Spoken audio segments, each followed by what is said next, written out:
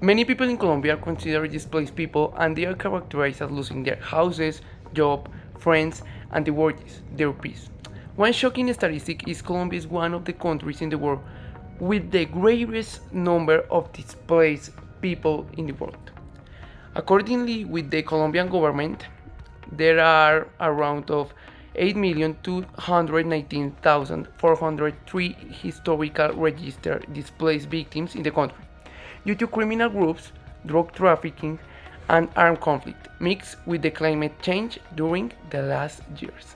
Peace service for refugees in Latin America and the Caribbean, and how they give better living conditions to these people and promote peace by providing psychological support through different sessions in which they try to displace people to have no resentment or revenge against criminal groups and thus improve their mental health, applying the concept of having historical memory.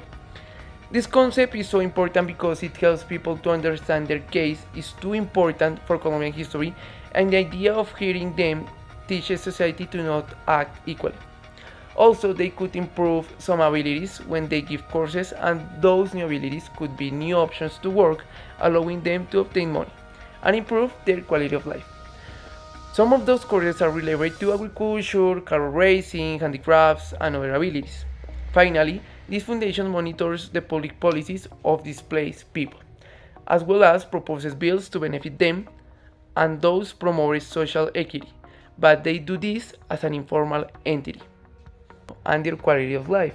Such is the case of displaced people in Colombia. Still actions such as those of the Jesuit Service for Refugees in Latin America and the Caribbean make it possible to restore adequate living conditions to people, together with the promotion of peace with the help of historical memory, which is essential to live writing in the history the bad actions that have been exemplary in the society and therefore should not be repeated when seeing their negative consequence. If we look deeply, these actions are in the same direction as SDG, especially with the objective of peace, justice, and solid institutions because of the strategies and actions applied by the organization. With organizations such as Jesuit Service for Refugees in Latin America and the Caribbean, I learned that just listening to others and giving due importance to their problems can make them reflect and not take the path of revenge and hatred, which are the main generators of wars and conflicts in society. And by listening to them, you can learn from the negative actions of others as not to commit them. Just as important, I learned that if we can help others economically or with the knowledge that can improve their life, we are reducing the social gap and promoting social equity. Knowledge may seem insignificant, but it gives people opportunities to work and offer service at a cost. Finally, I learned that in society there are many problems and they all come from the same reason: lack of communication, selfishness, intolerance, and revenge.